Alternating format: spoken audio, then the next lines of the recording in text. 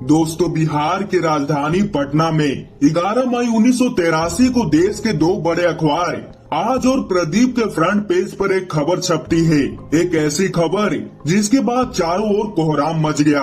खबर में बस इतना लिखा था कि बॉबी की संदिग्ध परिस्थितियों में मौत हो गई और इसकी लाश को कहीं छुपाया गया।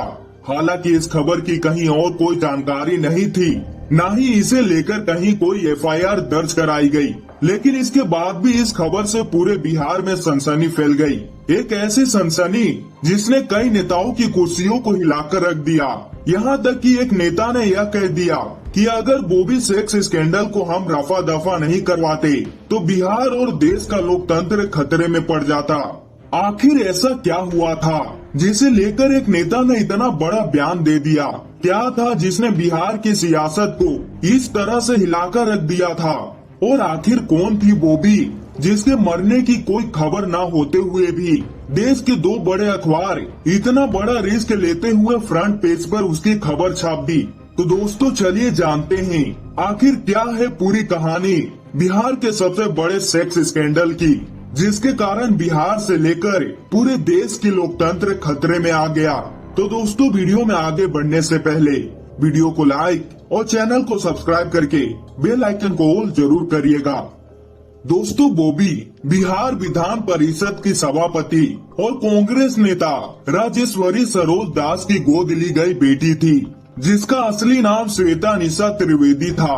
प्यार से लोग बेबी बुलाया करते थे और उनकी मौत के बाद नाम बदलकर बॉबी रख दिया गया।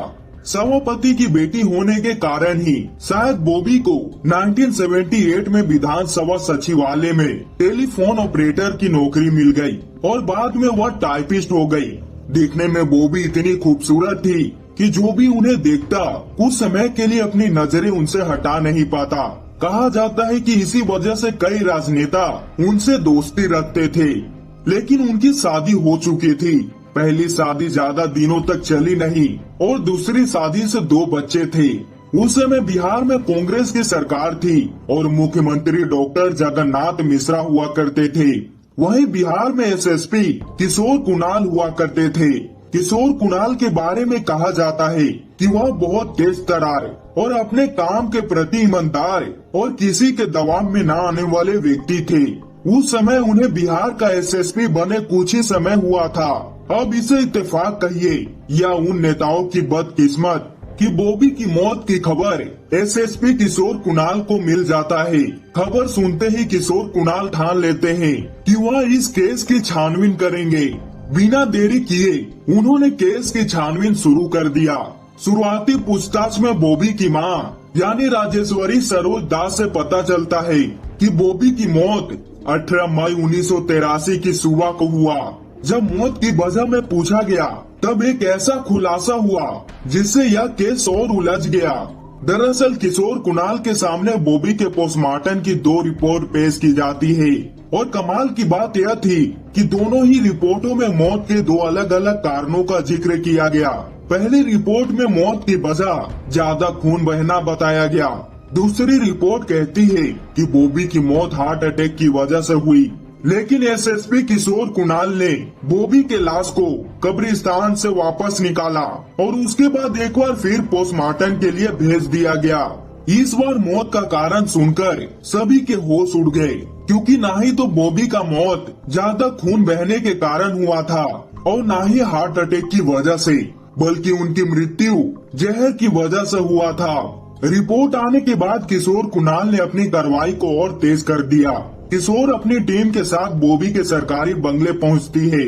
उसी सरकारी बंगले के पास एक आउट हाउस था जहां उन्हें दो युवक मिलते हैं। उस युवक से पूछताछ की गई। पूछताछ के दौरान उन लोगों ने बताया कि 7 मई 1983 की रात को कांग्रेस के नेता राधानंदन झा का बेटा रघुवर झा बॉबी से मिलने आया था, जिसके थोड़े ही देर बाद बॉबी को पटना के हॉस्पिटल में भर्ती कराया गया, जहां सुबह 4 बजे के आसपास यानी 8 मई 1983 को इलाज के दौरान उनकी मौत हो गई और आनन फानन में पोस्टमार्टम रिपोर्ट बनवाए जाते हैं और उसके बाद बॉबी के लाश को कब्रिस्तान में दफना दिया जाता है। पुलिस उन दोनों युवक के बयान को रिकॉर्ड कर लेती है ताकि वह फिर अपने बयान से मुकर ना पाए। जल्दी ही पूरे केस का खुलासा कर दिया जाता है। खुद राजेश्वरी सरोज दास ने 28 मई 1983 को अदालत में दिए गए अपने बयान में कहा कि बॉबी को कब और किसने जहर दिया था। हत्याकांड और बॉबी से जुड़े कई तरह के अपराधों में कांग्रेस के कई छोटे बड़े नेता शामिल पाए गए, लेकिन कहानी में एक नया ट्विस्ट आया। हुआ यूं कि पुलिस अपनी आगे की कार्रवाई करने वाली थी। देश और बिहार का सबसे बड़ा सेक्स स्कैंडल का खुलासा बस होने वाला ही था कि तभी 44 एमएलए और 2 मिनिस्टर सीएम के ऑफिस में पहुंच जाते हैं और कहते हैं कि अगर इस मामले की जांच और आगे बढ़ी या इस मामले को बिहार पुलिस से सीबीआई को ट्रांसफर नहीं किया गया तो हम आपकी सरकार गिरा देंगे। जिसके बाद मुख्यमंत्री भी दबाव में आ गए और 25 मई 1983 को इस केस को बिहार पुलिस से लेकर सीबीआई को सौंप दिया गया। लेकिन मुख्यमंत्री का कहना था करीब 100 नेता नहीं चाहते थे कि इस केस का खुलासा हो। खैर अब केस की जांच सीबीआई के हाथों में थी। वहां भी हाई लेवल दबाव पड़ा और आखिर में केस रफा दफा हो गया। सत्ताधारी नेताओं को बचाने की हड़बड़ी में सीबीआई ने बेसिर पैर की कहानी गढ़कर कोर्ट में फाइनल रिपोर्ट के तौर पर लगा दी। हत्या को आत्महत्या का रूप दे दिया गया, बल्कि दिल्ली में ही अपने ऑफिस में बैठकर सीबीआई के द्वारा एक कहानी रची गई। कहानी में लिखा गया कि बॉबी ने आत्महत्या की है और आत्महत्या का कारण प्रेम संग बताया गया। कहा गया कि बॉबी ने सेंसिबल नाम की एक टेबलेट खाकर आत्महत्या की है, जबकि फोरेंसिक रिपोर्ट में इस टेबलेट का कोई नामो निशान तक नहीं था।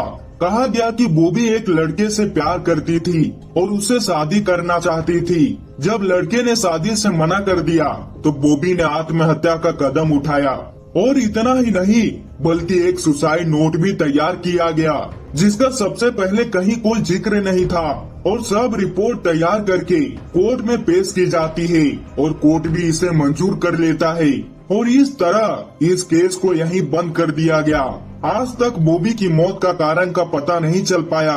कहा जाता है कि केस खत्म होने के बाद एक नेता ने अपने बयान में कहा था कि अगर बॉबी सेक्स स्कैंडल को हम रफा दफा नहीं करवाते तो लोकतंत्र खतरे में पड़ जाता और आज तक बॉबी की हत्या एक मिस्ट्री बनकर रह गई।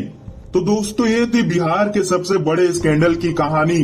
दोस्तों इस पर आपकी क्या राय है कमेंट करके जरूर बताइएगा और दोस्तों वीडियो को लाइक और चैनल को सब्सक्राइब करके बेल आइकन को ऑल जरूर करिएगा ताकि हमारी ऐसे नॉलेजेबल वीडियो सबसे पहले आप तक पहुंच पाए।